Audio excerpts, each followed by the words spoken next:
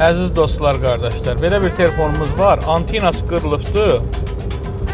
Hara zəng elədik, antena deyə yox. İndi biz bunu Tokar aparırıq. Bilək görək Tokar ona nə deyəcəkdir.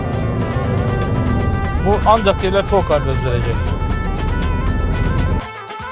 Gətirmişik. Bu antena başa qırılıbdır. Burası. Telefonun burasına rezbi atıyor. Bunu biraz terbiye eləmeliyiz. Bu Tokarımız gəlsin. Bu satıyor kadar var. Ancaq Tokarı değil. Qırılıbdır bu. Bundan biri qırılıbdır.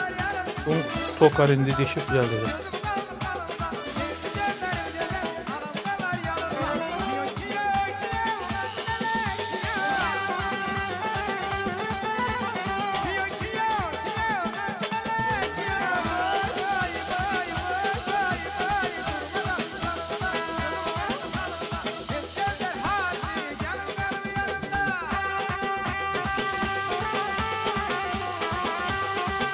İş yıkımdır. Evet, işte senden böyle çıkmalı. Yekun. Var.